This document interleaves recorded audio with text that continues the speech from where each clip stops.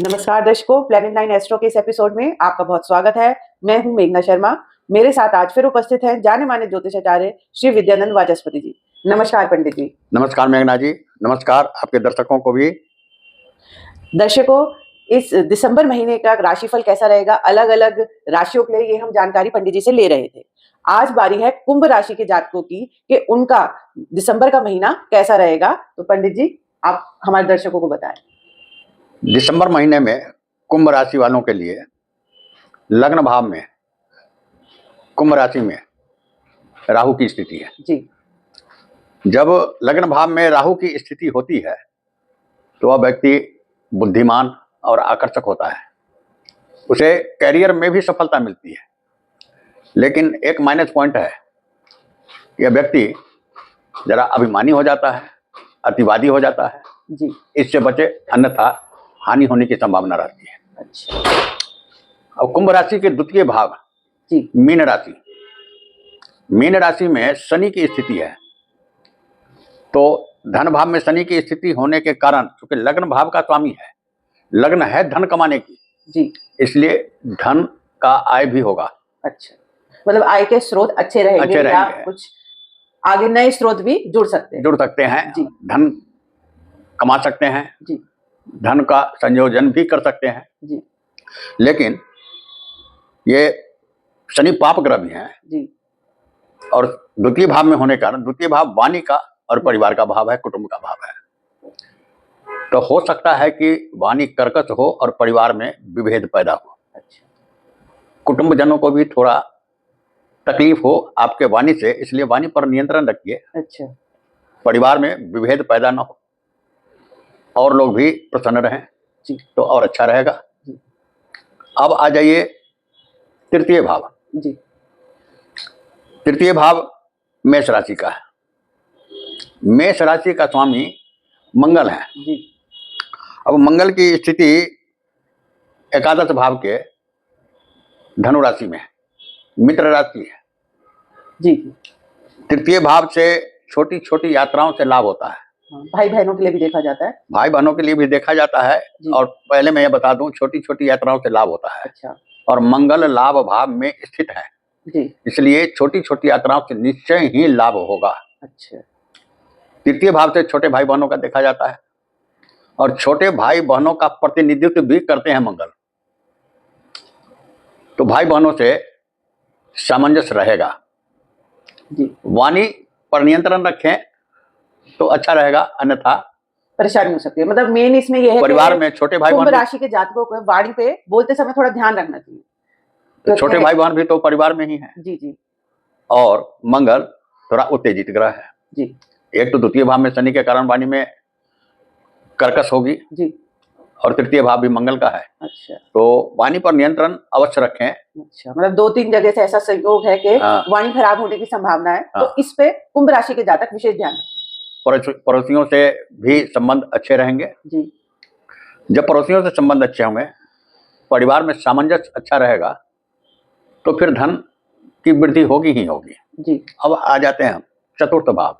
जी। चतुर्थ भाव वृष राशि का है। वृष राशि के स्वामी शुक्र हैं और शुक्र 20 दिसंबर तक वृश्चिक राशि में है, दसम भाव में जी। जहां से चतुर्थ भाव पर शुक्र की दृष्टि है। शुभ ग्रह है, शांत ग्रह है। चतुर्थ भाव को शांति चाहिए, तब जाकर के घर में वृद्धि होती है, धन में वृद्धि होती है, नए संपत्तियों का आगमन होता है। शुक्र स्वयं जो है तो साक्षात लक्ष्मी है, उनकी राशि है, उस पर दृष्टि है, तो संपत्ति में वृद्धि होगी। नए घर का निर्माण भी हो सकता है, नया घर खरीद भी सकते हैं, वाहन भी खरीद सकते हैं, माता का सुख भी प्राप्त हो सकता है। अच्छा, तो मतलब सारे सुख मिल लेंगे।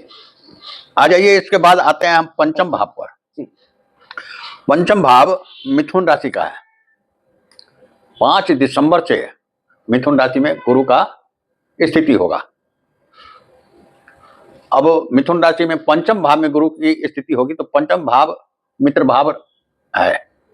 भले मिथुन राशि उनका शत्रु राशि है लेकिन मित्र भाव है।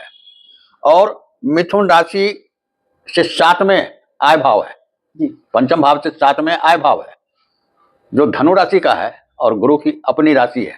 जी जी। अब यहाँ पंचम भाव से संबंधित भले ही शत्रु राशि में हो, लेकिन सभी सुफल देंगे। अच्छा। धन का आगमन होगा, जी। बुद्धि विवेक अच्छी रहेगी, प्रेम संबंध अच्छा रहेगा। अगर निवेश करते हैं तो निवेश से भी धन की प्राप्ति होगी। संतान से का शुभ समाचार प्राप्त होगा।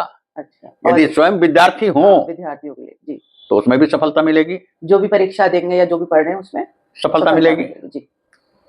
अब आ जाते हैं हम छठे भाव पर जी। छठा भाव कर्क राशि का है।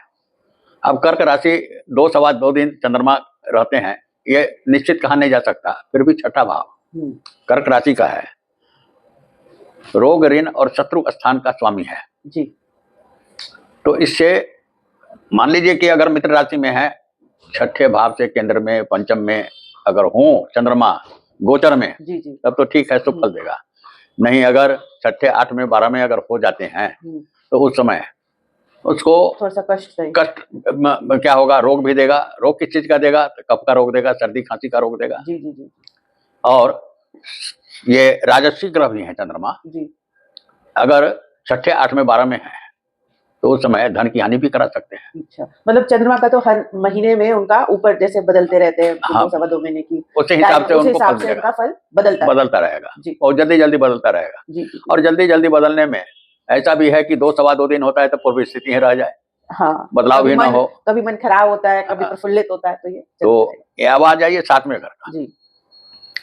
7वां घर है सिंह राशि का। सिंह राशि के स्वामी ये आपको 15 दिसंबर तक वृश्चिक राशि में है, केंद्र का स्वामी केंद्र में है। तो इस हैसियत से तो पारिवारिक जीवन, वैवाहिक जीवन, पार्टनर का जीवन अच्छा रहेगा। लेकिन राहु की दृष्टि, सप्तम दृष्टि 7वें भाव पर पड़ रही है जी। यह थोड़ा व्यवधान उत्पन्न करेगा, कठिनाई उत्पन्न करेगा, वैवाहिक जीवन में कठिनाई उत्पन्न करेगा, वाद विवाद की संभावना है, वाद विवाद की संभावना है और पार्टनर से भी अविश्वास की भावना पैदा हो जाएगी जी। तो इसमें कुछ कहा नहीं जा सकता। उपाय तो खैर क्या करना है बाद में हम बताएंगे कि इस कुंभ राशि वालों के लिए कौन सा ग्रह ज्यादा हानिकारक बैठे हुए हैं, उसका उपाय कर लेना चाहिए। जी। अब आ जाइए 8वां भाव। 8वां भाव कन्या राशि का है। कन्या राशि का स्वामी बुध वृश्चिक राशि में है 29 तारीख तक, ये पूरे महीने समझ लीजिए एक तरह से वृश्चिक राशि में ही रहेंगे जी। और वृश्चिक राशि शत्रु राशि है और अष्टम भाव के स्वामी है। अष्टम भाव डॉक्टर का भी भाव है और शत्रु राशि में बुध की स्थिति आ गई है तो क्या हो सकता है, सांस की बीमारी भी हो सकती है। अच्छा। और करियर खराब भी हो सकता है। लेकिन वाणी में प्रखरता रहेगी जिससे हो सकता है कि बहुत सारा काम बन भी जाए जी। लेकिन स्वास्थ्य के लिए अवश्य ध्यान दें, मतलब स्वास्थ्य के ऊपर ध्यान देना चाहिए। अब आ जाइए 9वां भाव। 9वां भाव तुला राशि का है। तुला राशि का स्वामी शुक्र 9वें से द्वितीय 10वें भाव में बैठे हुए हैं, ये बहुत अच्छी बात है। शुक्र साक्षात लक्ष्मी भी हैं और गुरु की दृष्टि भी 9वें भाव पर पड़ रही है तो निश्चय ही दैव कृपा इन पर है। जब तक गुरु पंचम भाव में बैठे हुए मिथुन राशि में तब तक दैव कृपा है जी। और 9वें से द्वितीय है शुक्र स्थापित तो द्वितीय धन भाव होता है तो निश्चय ही धन की वृद्धि होगी जी। पिता का भी सहयोग होगा जी। धार्मिक यात्राएं भी होंगी जी जी। अब आ जाइए 10वें भाव पर। 10वां भाव वृश्चिक राशि का है। वृश्चिक राशि का 10वां भाव का स्वामी मंगल एकादश भाव में स्थित है, यह भी धन भाव है और आय भाव भी है।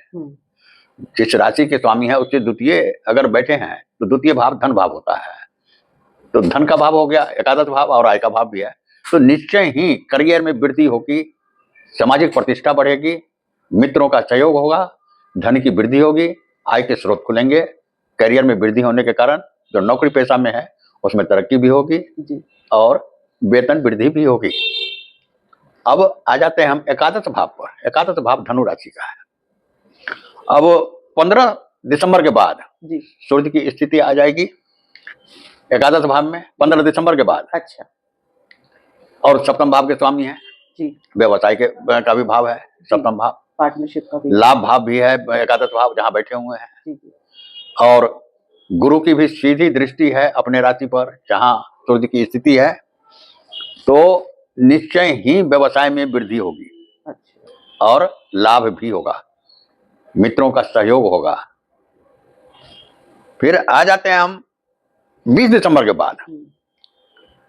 शुक्र की स्थिति भी एकादश भाव में आ जाएगी 20 दिसंबर के बाद। जी जी जी तो ऐसे तो लाभ हैं ही, और शुक्र जब आ जाएंगे तो फिर ये योग कारक ग्रह है, जी। चतुर्थ भाव और नवम भाव का स्वामी और एकादश भाव में है। तो 20 दिसंबर के बाद और अधिक धन में वृद्धि होगी, मित्रों का सहयोग होगा, कैरियर में वृद्धि होगी, नौकरी पेशा में वृद्धि होगी। अब आइए द्वादश भाव। द्वादश भाव मकर राशि का है। जी। मकर राशि के स्वामी शनि द्वितीय भाव में बैठे हुए हैं। तो द्वितीय में भाव में बैठने के कारण धन की वृद्धि तो करेंगे, साथ साथ खर्च भी कराएंगे। अच्छा। क्योंकि व्यय भाव के स्वामी हैं जी। खर्च भी कराएंगे, धन का खर्च होगा जी। तो धन के खर्च पर नियंत्रण रखें जी। मतलब धन आएगा और जाने का रास्ता उसका खुला होगा जी। अब हम पहले बता चुके हैं कि नवम भाव से धार्मिक यात्राएं भी होंगी। जी जी। अब धार्मिक यात्रा होगी, यात्राओं पर जरा सोच समझ कर खर्च करेंगे जी। यह नहीं कि जितना धन आया उतना हम यात्रा में ही खर्च कर दें, फिर आर्थिक विपन्नता उत्पन्न हो जाएगी। अच्छा। जो अच्छा नहीं होगा जी। तो थोड़ा सा खर्चा ध्यान से करें जी। अब दर्शकों, ये हमें पंडित जी ने जानकारी दी कि कुंभ राशि के जातकों के लिए दिसंबर का महीना कैसा रहेगा। अब पंडित जी, आप कुंभ राशि के जातकों के लिए कोई सरल सा उपाय भी बताएं। देखिए, कुंभ राशि के जातकों के लिए विशेष कोई उपाय की जरूरत नहीं है। लग्न में राहु बैठे हुए हैं, थोड़ा पारिवारिक स्थिति खराब कर रहे हैं जी, वैवाहिक जीवन में कुछ बाधाएं डाल रहे हैं। तो राहु का एक बहुत ही सरल उपाय हम बता दे रहे हैं जी। अब एकाध उपाय में तो मैं यही कहूंगा कि राहु के मंत्र का, जब तक राहु है कुंभ राशि में, राहु के मंत्र का जाप करें। राहु का देवी मां की उपासना, ओम रांग राहुवे नमः, या नहीं तो दुर्गा सप्तमी में एक कुंजिका स्त्रोत आता है जी। प्रत्येक दिन कुंजिका स्त्रोत का पाठ करने, उससे भी राहु की शांति हो जाएगी जी। दर्शकों, अभी पंडित जी से हमने जानकारी ली कि कुंभ राशि के जातकों के लिए दिसंबर का महीना कैसा रहेगा और उन्होंने उपाय भी बताया है, तो आप इस पर ध्यान अवश्य दें। अगर आपको यह हमारा वीडियो पसंद आया है तो हमारे वीडियो को लाइक करें और चैनल को सब्सक्राइब अवश्य करें। अगर आप पंडित जी द्वारा जन्म कुंडली का विश्लेषण करवाना चाहते हैं तो नीचे दिए गए नंबर पर संपर्क अवश्य करें। धन्यवाद। नमस्कार।